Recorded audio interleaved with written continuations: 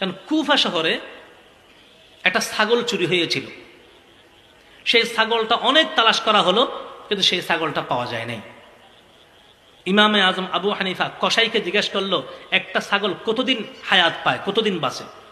কসাই বলল, একটা ছাগল সর্বোচ্চ 6 বছর বাঁচতে পারে, তারপরে মরে যায়। যেদিন ছাগলটা চুরি হয়েছে সেদিন থেকে 7 বছর ছাগলের গোস্ত খাই নাই, যে আমি যদি ছাগলের গোস্ত খাই, বাজারে ছাগলের গোস্ত বিক্রি করে যদি সেই ছাগলটা ওই চোরা ছাগল হয়, হয়তো চোরা ছাগলের গোস্ত পেটে যাবে, সেই ভয়ে ছাগলের গোস্তই খাই নাই। আল্লাহর ভয় কাকে বলে? ইমামে আজম আবু হানিফা রহমতুল্লাহ আলাইহি যত বড় ইমাম ছিলেন, তত বড় ব্যবসায়ী ছিলেন। কাপড়ের ব্যবসা করতেন, হোলসেল ব্যবসা। ব্যবসা কি আমাদের দেশে ছোটখাটো ব্যবসা না। ইমামে আজম আবু হানিফা রহমতুল্লাহর যে ব্যবসা ছিল কাপড়ের ব্যবসা, ওনার শুধু হিসাব নিকাশ করার জন্য ম্যানেজার ছিল 300 জন। 300 জন যদি ম্যানেজার রাখতে হয়, ব্যবসাটা কত বড়! এত বড় ইমাম মুসলমানদের সমস্যার সমাধানও দিচ্ছে, আবার এদিকে ব্যবসাও চালাইতেছে।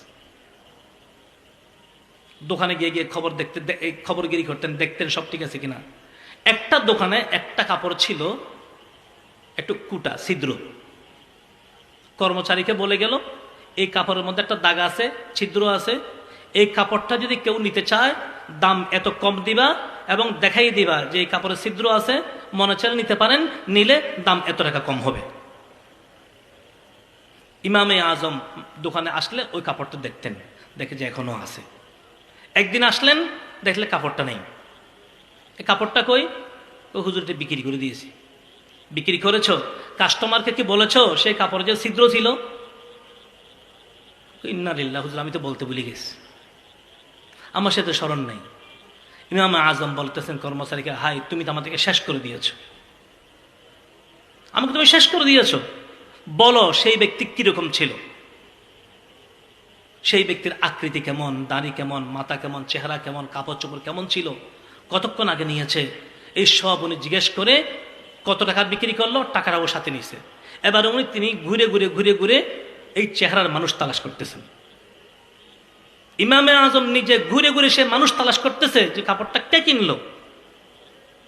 এখন কর্মচারী যে আকৃতি বলেছে, একজন মানুষের চেহারা সেরকম মিলতেছে। ওনার কাছে গেলেন যে আপনি কি আজকে কুফার শহরে কোন একটা দোকান থেকে কাপড় কিনেছেন? হ্যাঁ কিনেছি। কাপড়টা কি সাথে আছে? আছে। একটু দেখান। কাপড়টা বাইর করলো, দেখতেছে ওই কাপড়ই। তখন বলতেছেন, এই কাপড়টা যা আপনি নিলেন, এই কাপড়টার মধ্যে একটা ত্রুটি আছে, ছিদ্র আছে। আমার কর্মচারী আপনাকে সেই কথা বলতে ভুলে গিয়েছে। এখন আপনি যদি কাপড়টা রাখেন তাহলে এত টাকা ফিরে পাবেন, আর যদি কাপড়টা না নিতে চান কাপড় দিয়ে দেন, সব টাকা ফিরিয়ে নেন।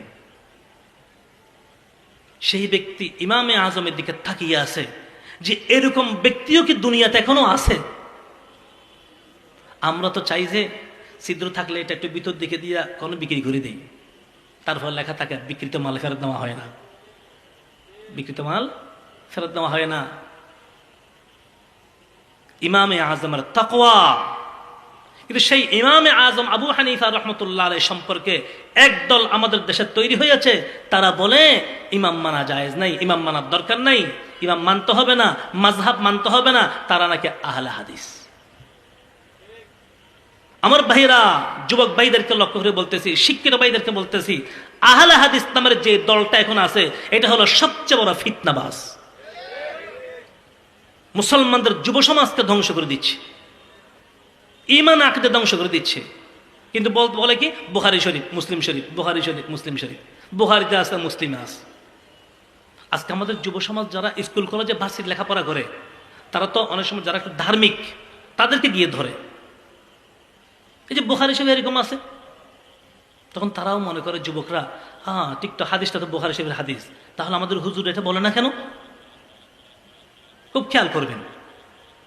আচ্ছা বলেন তো, তারা যদি সেরকম হাদিস পেয়ে থাকে, তাহলে এই হাদিসগুলি, আপনার কাছে এক টুকরা স্বর্ণ আছে, এই স্বর্ণটা কি 21 ক্যারেট না 22 ক্যারেট?